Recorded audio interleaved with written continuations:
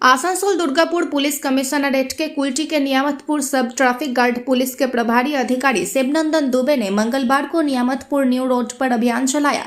वहां आए सभी टोटो चालकों के पेपर्स की जांच की गई, जिसमें अधिकांश टोटो का रजिस्ट्रेशन नहीं था। टोटो चालकों को चेतावनी देते हुए उन्होंने कहा कि 31 दिसंबर तक का समय है, इसमें वे टोटो का रजिस्ट्रेशन करा लें, नहीं तो आरटीओ और ट्रैफिक पुलिस की संयुक्त कार्यवाही में टोटो जब्त किया जाएगा और कानूनी कार्यवाही भी की जाएगी। করছেন আজকে আমরা এটা কোনো ড্রাইভ নয়, এটা অ্যাকচুয়ালি হচ্ছে যে আমাদের গভর্নমেন্টের একটা অর্ডার এসেছে, আমাদের সাহেবের একটা অর্ডার এসেছে যে যত টোটো আছে এটা রেজিস্ট্রেশন করতে হবে। টিটেন একটা সব এই আছে, অ্যাপ্লিকেশন আছে, না হলে বাহন পোর্টাল, এই দুটার মধ্যে ওদেরকে টোটাল যত আমাদের এখানে টোটো চলছে সবারই রেজিস্ট্রেশন করতে হবে।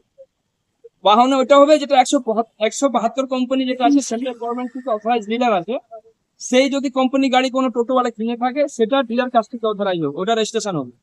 আর যেটা রিটেনে যেটা রেজিস্ট্রেশন হবে সেটা হচ্ছে 2020 সালের আগে যে টোটোগুলো কিনা হয়েছে কিংবা যেটা অ্যাসেম্বল আছে। অদারওয়াইজ যেটা 172 কোম্পানি যেটা আছে সেটা বাদ দিয়ে যদি কোনো টোটো থাকে সেটা আমাদের টিটেনে আমরা রেজিস্ট্রেশন করবো। সেটা একজন অথরাইজ আমাদের সাইবার ক্যাফে আছে, তারাই ওইটা করবে। তার সাথে আমরাও অ্যাসিস্ট করছি, আমাদের একটা ছেলেও আছে, সে পুরো সিস্টেমটা আমাদের সাহেবরা আমাদের ট্রেনিং দিয়েছে, ট্রেনিং মাধ্যমে আপনারা দেখলাম টোটোতে কোনো কাগজ মানে লাইসেন্স কিছু চিঠি দিচ্ছিলেন কি চেটাচ্ছেন? ওটা মানে টিটেনে যেটা হচ্ছে আমরা করছি 1845 টাকা লাগছে। ওটা করলে ওদের টেম্পোরারি একটা লাইসেন্স ওরা পাচ্ছে, একটা কিউআর কোড পাচ্ছে, তার সাথে ওদের ট্যাক্স, ওটা প্রসেসটা আমরা করছি, কিন্তু অ্যাপ্রুভাল লাস্টে আরটিও দিচ্ছে। ওই আরটিওর কাছ থেকে অ্যাপ্রুভাল আসা সেই কাগজটা আপনারা চেটাচ্ছেন টোটোতে? হ্যাঁ, আরটিও কাছ থেকে যাদের 2 দিন কিংবা 1 দিন পরে যাদের অ্যাপ্রুভাল চলে আসে সেটা আমরা ওরা নিয়ে আসছে, আমরা ওটা কিন্তু আমরা সবাইকে এখানে যত টোটো আছে সবাইকে আমরা বলেছি, সাহেবদের নির্দেশ অনুযায়ী আমরা বলেছি, আর এদেরকে 31 ডিসেম্বর মধ্যে সবাই কিন্তু রেজিস্ট্রেশন করে নিই। না করলে তারপরে এটা লিগাল স্টেপ নেওয়া হবে, জয়েন্ট রেড হবে এমভিআই আর আমাদের ট্রাফিক মাধ্যমে, তারপরে এমভিআই যেটা স্টেপ নেবে সেটা। বঙ্গীয় কীর্তন পরিষদের উদ্যোগে আয়োজিত বঙ্গীয় কীর্তন প্রতিযোগিতা সফলভাবে অনুষ্ঠিত হলো গত 7 ডিসেম্বর 2025 থেকে 14 ডিসেম্বর 2025 পর্যন্ত।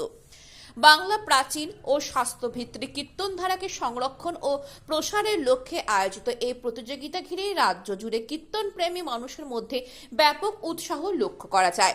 এই প্রতিযোগিতায় শুধু পশ্চিমবঙ্গের শিল্পীরাই নন, ঝাড়খণ্ড, উড়িষ্যা সহ প্রতিবেশী দেশ বাংলাদেশ থেকেও বহু বিশিষ্ট ও উদীয়মান কীর্তন শিল্পী অংশগ্রহণ করে প্রতিযোগিতাটিকে এক আন্তর্জাতিক ও সর্বভারতীয় মর্যাদায় উন্নীত করেন।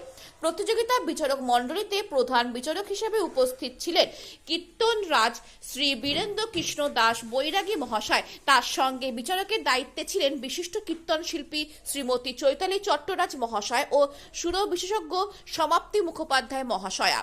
5টি কঠিন ও মননশীল রাউন্ড অতিক্রম করে প্রথম স্থান অধিকার করেন পশ্চিম বর্ধমান জেলা অন্তর্গত আসানসোলে সুনামধন্য কীর্তনিয়া শ্রী অঞ্জন উপাধ্যায় মহাশয়। প্রতিযোগিতায় অংশগ্রহণকারীদের জন্য প্রশ্নমালা ছিল অত্যন্ত অভিনব ও গভীর স্বাস্থ্যভিত্তিক, যেখানে বৈষ্ণব পদাবলী ছাড়াও চৈতন্য মঙ্গল, চৈতন্য চরিতমিত্র, গীত রত্নবলী, শ্রীমদ্ ভগবদ গীতা, 108টি তাল, 6টি রাগ, 36টি রাগিনী, 4টি বেদ, 18টি পুরাণ ও 18টি উপপুরাণ থেকে বিভিন্ন প্রকারের প্রশ্ন অন্তর্ভুক্ত ছিল। বঙ্গীয় কীর্তন পরিষদের নির্বাহী কর্মকর্তা শ্রী শান্তনু নন্দী ও এইচওডি ওস্তাদ অসীমান পাল জানান, শ্রী অঞ্জন উপাধ্যায় মহাশয় অসাধারণ দক্ষতা, শাস্ত্রজ্ঞান ও কীর্তনরীতির নিখুঁত প্রয়োগের মাধ্যমে প্রতিযোগিতা সম্পূর্ণ করে সর্বসম্মতিক্রমে প্রথম স্থান অর্জন করেছেন। এই প্রতিযোগিতায় আবারও প্রমাণ করল যে বঙ্গীয় কীর্তন শুধুমাত্র একটি সঙ্গীত ধারা নয়, বরং এটি গভীর দর্শন, সাধনা ও সংস্কৃতির এক জীবন্ত ঐতিহ্য।